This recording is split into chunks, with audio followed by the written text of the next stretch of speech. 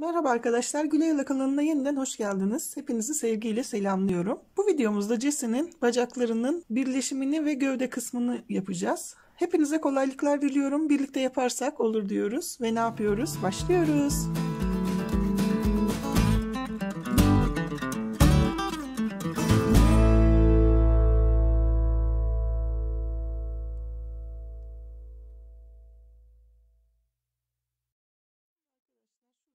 Devam ediyorum.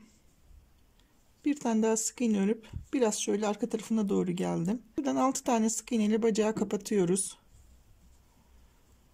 1 2 karşılıklı örerek alıyorum. 3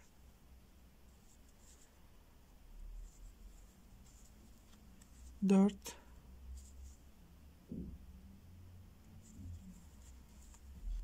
5 ve şunu da tek olarak alacağım 6. Evet, 2 tane zincir çektim.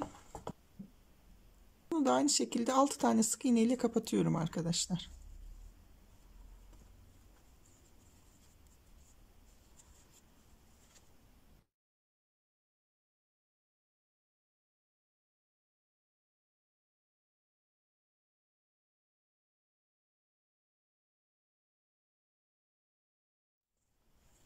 Bir tane zincir çekip dönüyorum. 1 flo yapıyorum arkadaşlar. Sadece ön loblarını alıyorum ilmeklerin. 2 3 4 5 6 tane ördüm. Zincirin üzerinde 2 tane sık iğne yapacağım. 1 ve şöyle 2. Tekrar bu bacaktan flo yaparak devam ediyorum.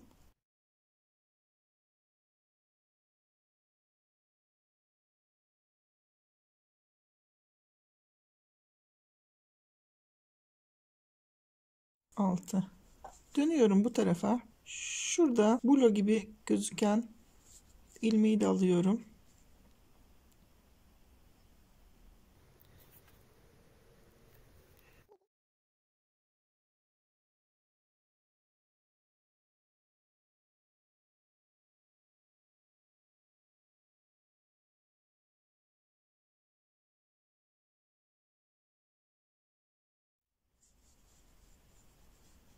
On iki ve 13 tane bacaktan ilmek ördüm.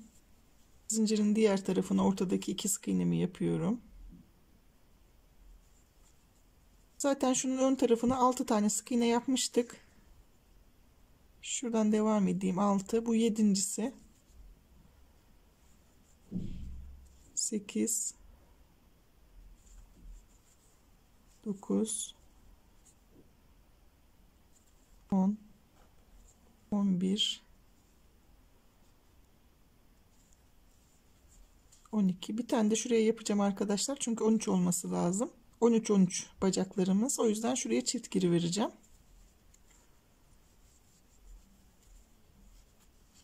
Şimdi bir sayalım. Videoda çok koyu düştüğü için şu zemindeki rengi değiştirdim. 30 tane sık iğnemiz var şu anda. 4 tane sık iğne yapıp bir tane arttırıyorum. 6 kez tekrar ediyorum bunu. 1 2 3 4. Bir tane çift. 4 sık iğne bir artırarak sıramızı tamamlayalım.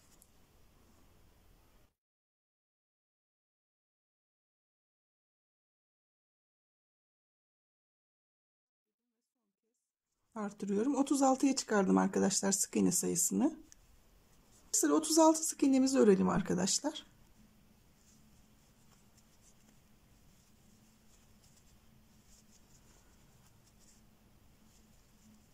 Bir sıra örüp şu en son arttırdığımız yere, başlangıç noktasına gelelim. Evet, yan tarafı tekrar geldim. Şimdi 2 tane sık iğne yapıyorum. Bir tane arttırıyorum.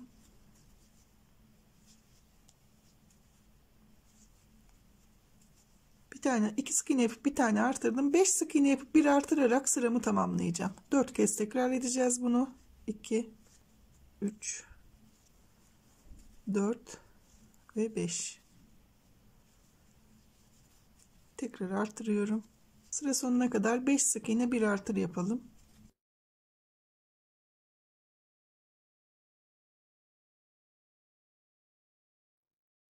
4 ve 5 deyip son kez artırıyorum. Arkanın şurada ortasında 2 tane sık iğnemiz var biliyorsunuz. 2 tane zincir çektiğimiz sık iğnemiz var. Arkanın tam ortasına kadar bu sıramızı örelim. Şu anda 42 tane sık iğnemiz var. Orayı sıra başı yapacağız çünkü.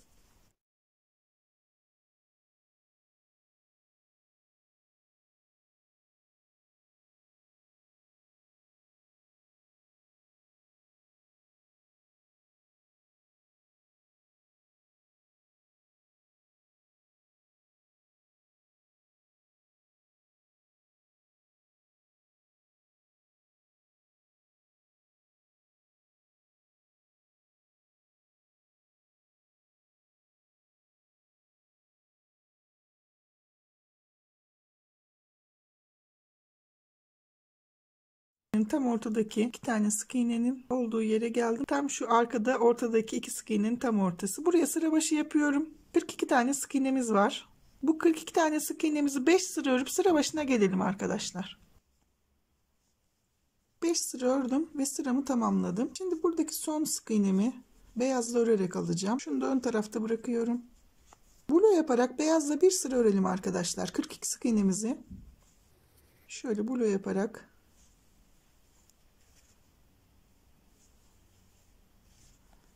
ilk sıramızı rulo yaparak bir sıra örelim. Ondan sonra 2 sıra daha örelim. Yani beyaza geçtikten sonra 3 sıra örmüş olacağız. Daha sonra birlikte devam edelim. Evet, ilk sırayı rulo olarak, 2 sırayı da normal sık iğne olarak 3 sıra ördüm beyazı. Şimdi şu pantolonun kemerlerini taktıktan sonra devam edelim arkadaşlar. Şimdi kemer köprüsü için ben 7 tane zincir çekiyorum. 1, 2, 3, 4, 5, 6 ve 7. 6 tane sık iğne yapıyorum.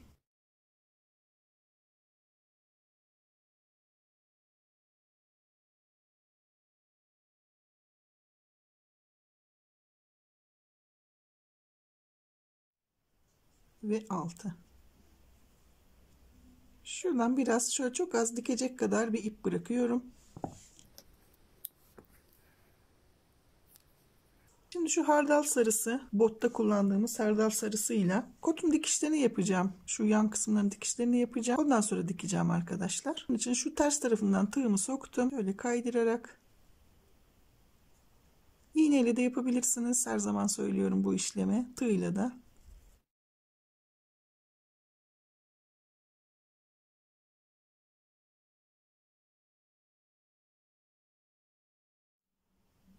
Diğer tarafına da devam edelim.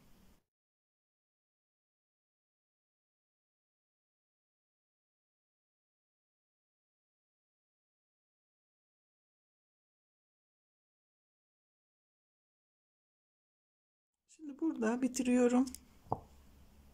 İlmeğimi çektim. Üste kalan ilmeği de buradan alıyorum. Şuradan içeri alıyorum. Oranın dikişini de oluşturmuş oluyorum. Şuraya bir düğüm atacağım.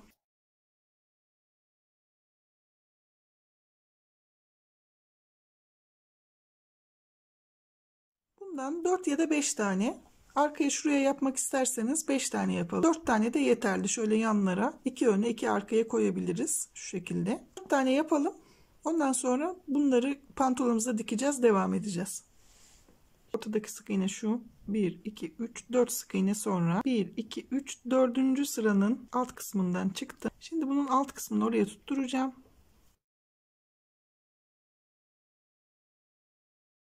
Şunları da içeriye alalım arkadaşlar. Kesmeyin.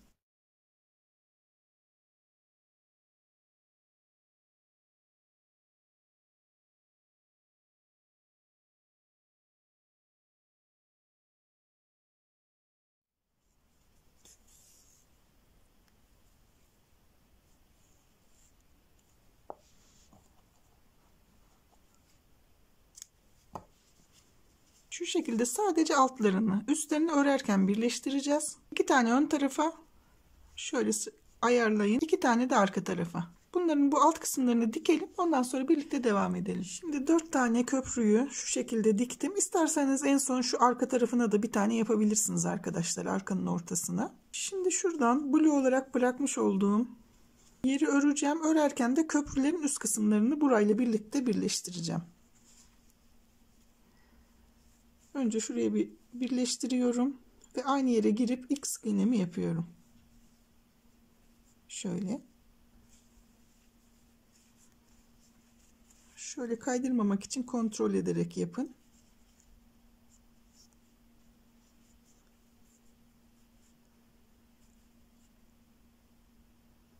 Köprünün en üstü ve sıradaki blue'yu birlikte şu şekilde örerek alıyorum.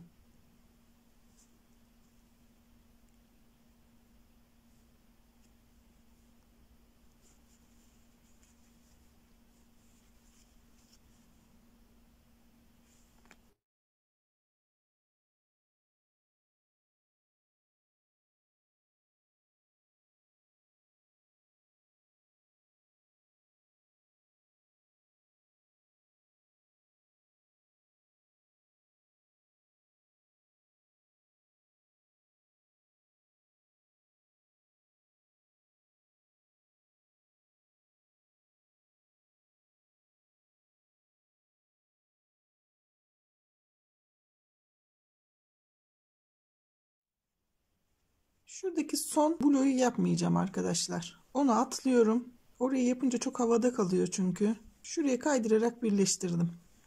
Ve bitiriyorum. Bunu da şuradan içeri alalım.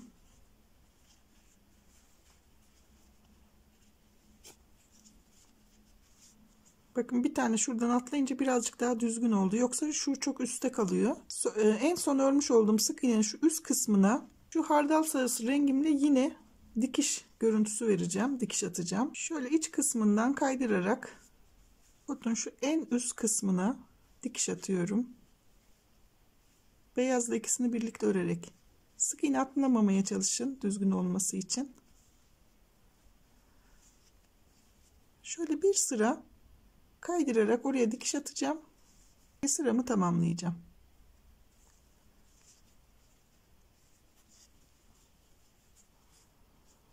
Şuradan şöyle en üst kısma dikişimizi atalım. Ondan sonra birlikte devam edelim. Şöyle tamamladım, bakın şu noktada. En üst kısma dikişimi atmış oldum. Şimdi gömleğimizle devam ediyoruz arkadaşlar. 5 tane sık iğne yapıp bir tane azaltıyorum. 1 2 3 4 5 bir tane şöyle kestim. 8 tane sık iğne yapıp bir tane daha azaltacağım. 1 2 3 4 5 6 7 8. İkinci azaltmamı yaptım. 9 tane sık iğne yapıyorum. 1 2 3 4 5 6 7 8 ve 9. Bir tane daha azaltıyorum. Bu üçüncü azaltmam. 8 sık iğne yapıp bir tane daha azaltacağım. 1 2 3 4 5 6 7 ve 8 dedim.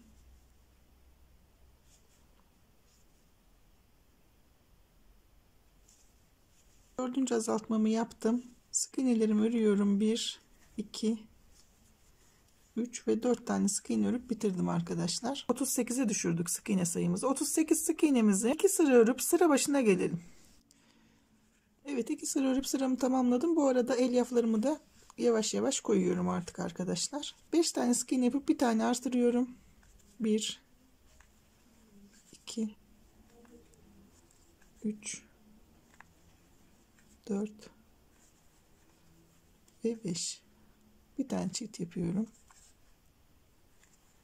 8 tane sık iğne yapıp bir tane daha çift yapacağım. 1, 2, 3, 4, 5, 6, 7 ve ikinci çiftimi yaptım.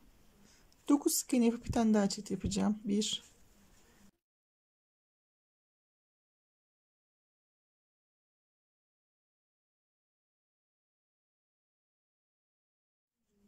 9 çift yapıyorum. Üçüncü çiftim. 8 tane sık iğne yapıp bir tane daha çift yapıyorum. 1, 2, 3, 4, 5, 6, 7, 8. Son çiftimi yapıyorum. Sıra sonuna kadar sık iğnelerimi örüyorum. 4 tane sık iğne örüp sıramı tamamladım. 2'ye çıkardım tekrar sık iğne sayısını arkadaşlar. Bu 42 tane sık iğnemizi 4 sıra örüp sıra başına gelelim. Şurada artırmıştım. 1, 2, 3, 4 sıra ördüm. Şimdi tekrar bir artırma yapacağım. Şuradan 1, 2, 3, 4, 5 tane sık iğne yaptım. Bir tane artırıyorum. 1, 2, 3, 4, 5, 6, 7, 8, 9 tane sık iğne yaptım. Bir tane daha çift yapıyorum. 1,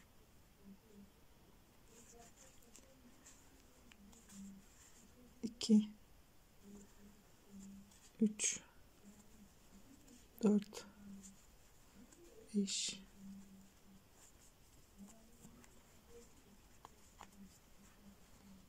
6, 7, 8, 9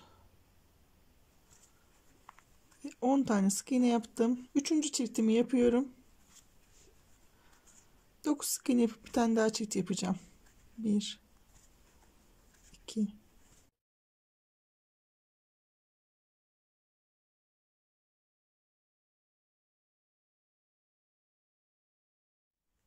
9. Bir tane daha çift yaptım. Yani dördüncü çiftim bu. Sıra sonuna kadar kalan sık iğnelerimi örüyorum. 1, 2, 3, 4 ve 5. Sıramı tamamladım. 4 tane daha artırma yapmış oldum. Şu anda 46 tane sık iğnem var arkadaşlar. Bu 46 tane sık iğnemizi bir sıra örüp sıra başına gelelim. Evet, bir sıra ördüm 46 tane sık iğnemi arkadaşlar. Şurada sarı rengime geçiyorum. Son sık iğnemi sarı ipimle örerek aldım.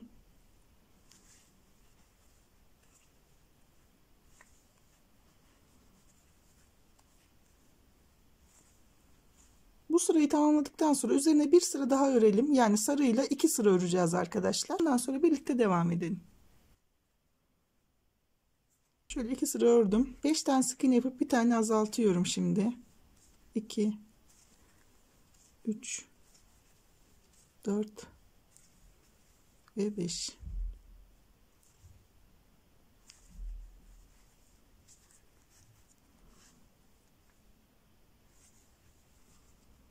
Bir, 2, 3, 4, 5, 6, 7, 8, 9. 9 tane sık iğne yaptım. İkinci azaltmamı yapıyorum.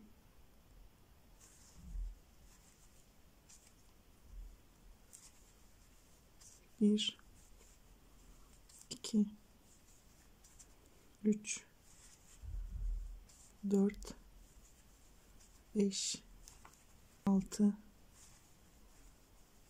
7, 8, 9 ve 10 tane sık iğne yaptım. Üçüncü kez azaltıyorum. 9 sık iğne yapıp bir tane daha azaltacağım. 1 2 3 4 5 6 7 8 ve 9. Son kez azaltmamı yapıyorum. Sık iğnelerim var, onları örüyorum. 1 2 3 4 ve 5 tane sık iğnem var, onları da ördüm. 4 tane azaltma yaptık. Tekrar 42'ye düşürdük sık iğne sayımızı. 42 sık iğnemizi bir sıra örüp sıra başına gelelim.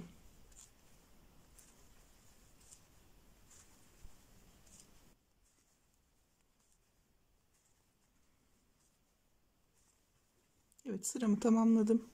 Şimdi bir tane eksilterek başlıyorum.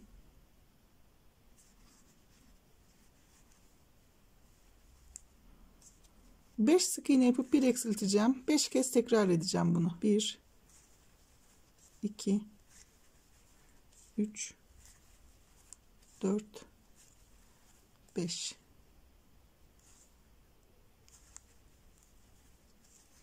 Sıra sonuna kadar 5 sık iğne yapıp bir eksilterek sıramızı tamamlayalım.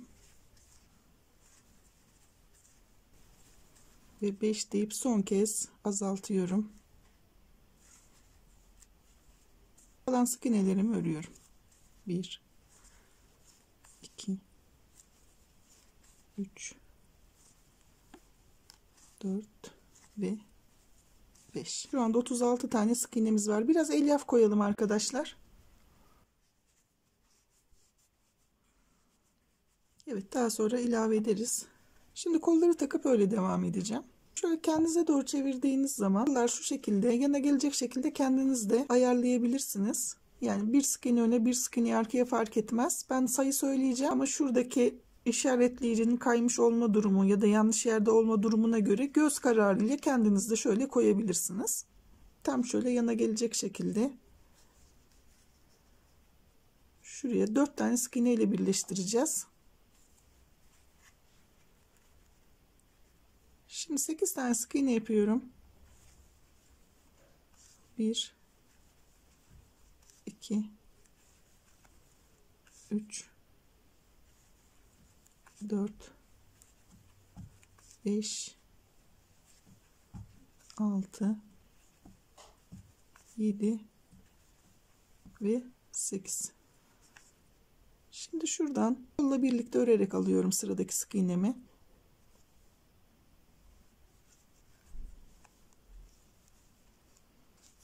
Şöyle 1 2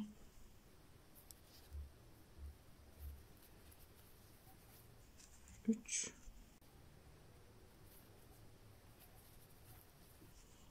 ve 4. 4 tane sık iğne ile birleştirdim.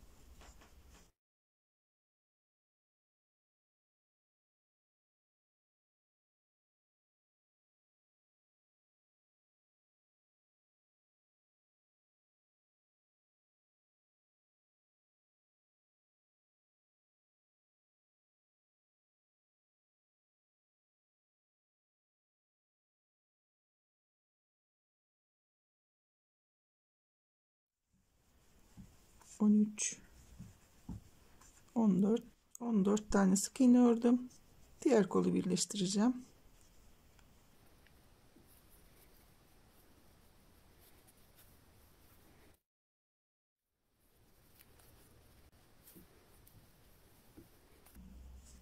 Şuradan 4 tane sık iğne ile birleştirdim arkadaşlar.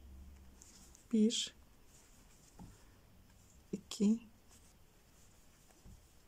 3 4 5 ve 6 tane sık iğnemi ördüm. Sıramı tamamlamış oldum. Şöyle baktığınızda hoşunuza gitmezse bir sık iğne öne bir sık iğne arkaya alabilirsiniz. Şu şekilde iyi gibi görüyorum ama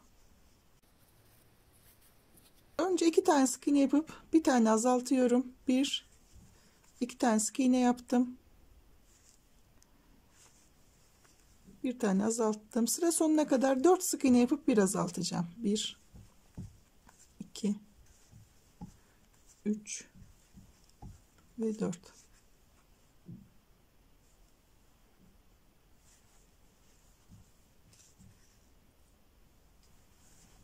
4 dedim ve son kez azaltıyorum arkadaşlar.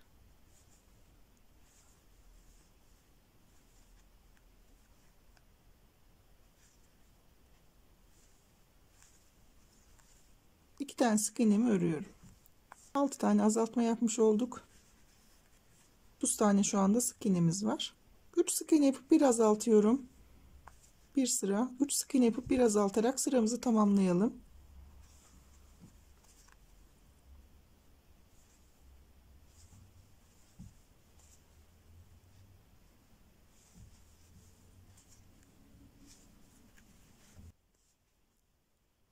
Üç tane sık iğne yaptım ve son kez azaltmamı yapıyorum. 24'e düşürdüm arkadaşlar sık iğne sayımızı. Güzelce elyaflarımızı koyalım. Sonra bu azaltmayı yapalım. İyice daralacak.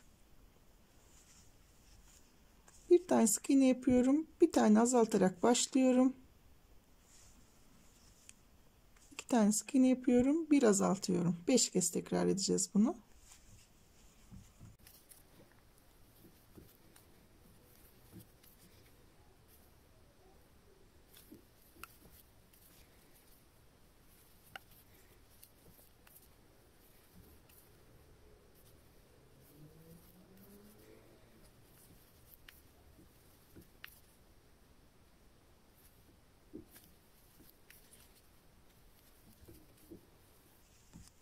Son kez azaltmamı yapıyorum. Şurada bir tane sık iğnem var. Onu da örüyorum arkadaşlar. Azaltmalar üst üste gelmesin diye başlangıç sayılarını değiştiriyoruz. Şu anda 18 tane sık iğnemiz var. Şimdi şuradaki son sık iğnemizi ten rengiyle örerek alalım. Burada ten rengine geçiş yapacağız.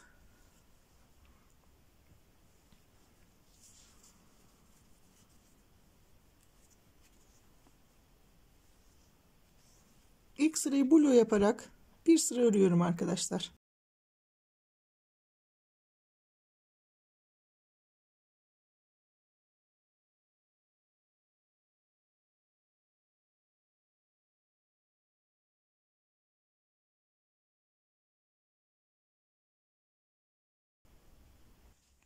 Evet, 18 tane sık iğnemi bir sıra ten rengine geçip ördüm. Şuradan 1 2 3 4 tane sık iğne yaptım. Bir tane azaltıyorum. Şu yana geldiğimde bir tane daha azaltacağım.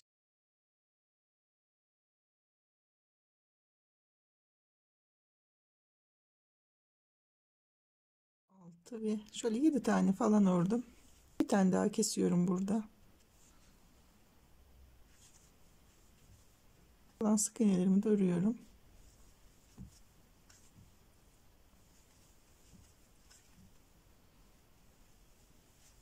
Şimdi burada 16 tane sık iğnemiz var. Elyaflarımızı şu omuz kısımlarını doldurduktan sonra arkadaşlar 3 sıra örelim. 3 sıra örüp ondan sonra boyun kısmını bitirelim.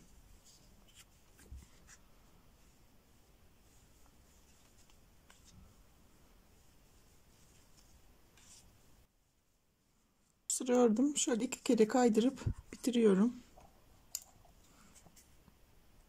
Şu şekilde arkadaşlar vücut kısmının üst kısmını yapmış olduk. Şimdi doldururken şu bel inceliğine dikkat edelim. Şu kısma çok fazla yüklenmeyin. Formunu bozmadan doldurun arkadaşlar. Şimdi beyaz renkle boyundaki şu yaka kısmını yapacağım gömleğin.